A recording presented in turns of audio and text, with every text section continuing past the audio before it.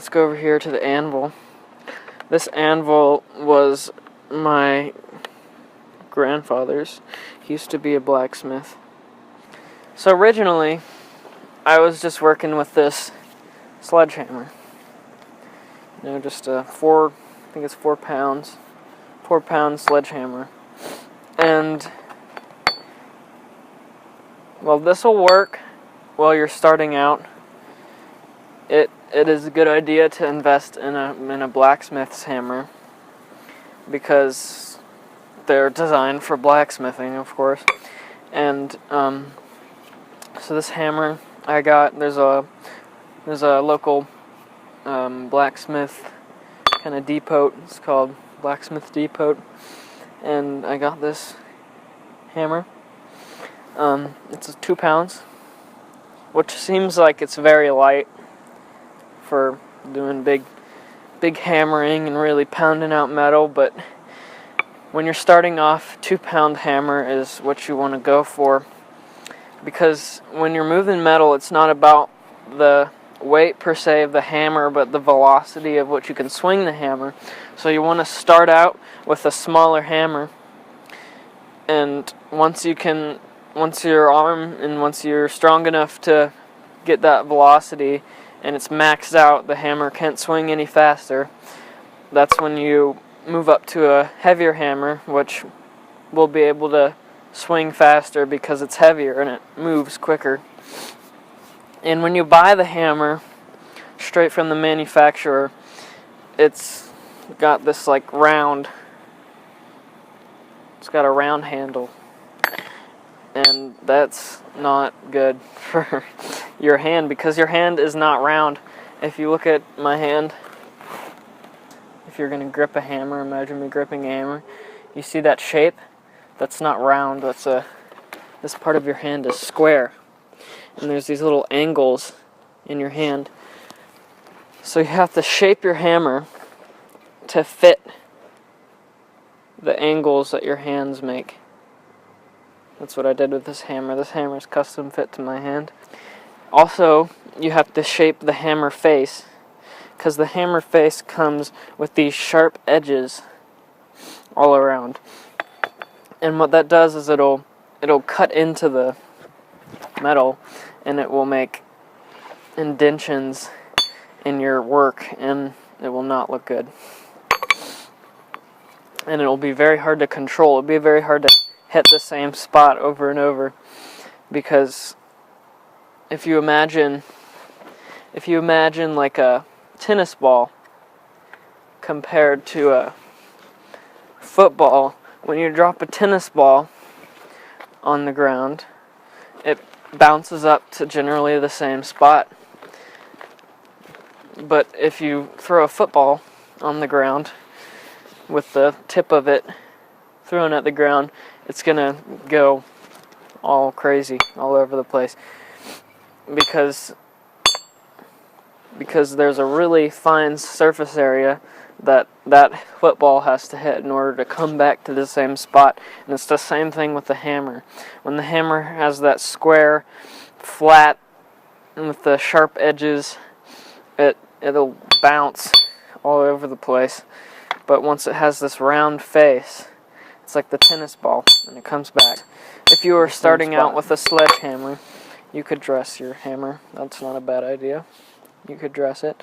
But I would suggest looking into getting a blacksmith's hammer. One thing I want to warn you about. Now, all of my advice, you can choose to take my advice or not. I mean, I'm not a professional by no means. I've just started out, but I've talked to many blacksmiths, and I've been researching it, and I've learned a lot. So I do know some stuff. But when you're looking into investing in some supplies, do not fall into the belief or the image that you need a lot of hammers, a lot of different shapes of hammers, weights of hammers.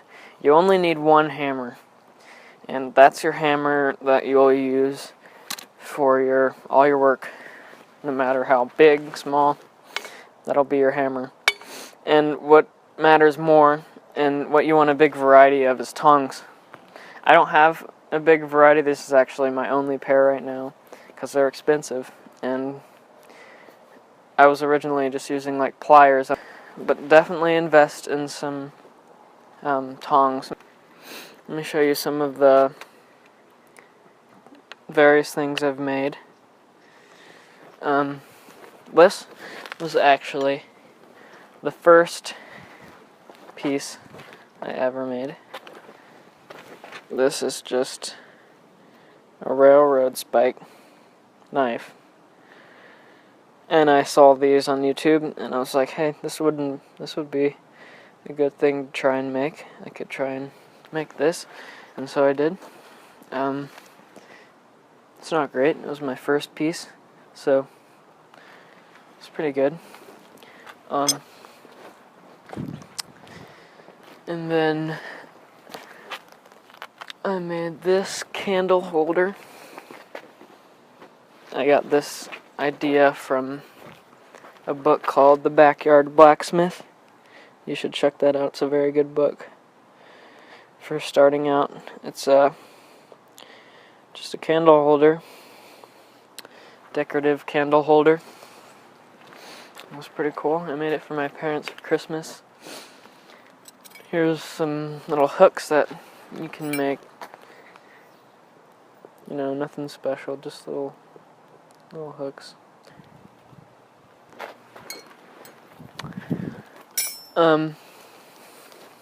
This is a knife I made. I made this knife out of a stock piece of steel that this was not made on the forge. This was made all by hand, with hand files and hand grinders and cutting tools. The reason I got into forging was from knife making, and I was turned on to knife making from YouTube, and I was looking at the process of making knives and what it took, and one of the steps is to harden the blade, and what that does is steel has a certain softness when it's stock steel. In order for it to be a knife or a weapon, it needs to be hardened in order to maintain a sharp blade and keep it from rusting. So over here is my sword. This is a cutlass. I made it out of the same steel that I made this knife out of. It's just a leftover steel. Made that curve. My friend actually wanted to make a sword with me because he knew I was into blacksmithing, so I was like, sure, we'll make a sword. Over here is my quenching barrel. This is just a steel drum that I picked up from the scrapyard. And quenching your metal is just basically taking hot steel and sticking it in the water so that it cools down, create certain spots of the metal that you want to be cool, so that if you were trying to heat up a specific area but the end was thin, you would quench the end and then put it in the forge. Or if you wanted to finish your metal and just cool it, or hardening, there's various uses for the quenching bucket, and so I wanted the steel drum because I could use various sizes of metal to quench. And I get my metal, the majority of my metal, from the scrapyard. Some blacksmiths will tell you that you should get your metal from, like, you should buy stock metal. And the reason for that is because stock metal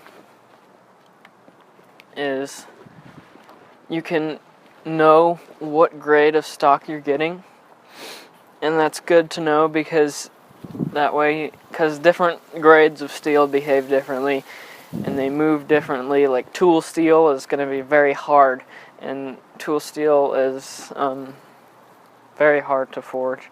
It's hard to move, and different grades of steel have different movabilities and just reactions that other steels don't. And that's why it is good to know what steel you're using as opposed to just picking up scrap steel. But stock steel is expensive, and I don't have the money to buy a bunch of stock steel, so I just use stuff from the scrap yard that I can find, and it's really cheap. Just pay by the pound.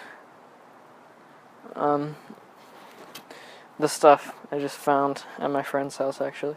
He has a neighbor who used to be a blacksmith. I'll post a video every Saturday of a project, and you can suggest projects for me to do and post questions and comments and things you're curious about, and I will respond to those. Hopefully I can get this channel going and make something happen with it, so please leave a like and subscribe for more videos, and I'll see you in the next video.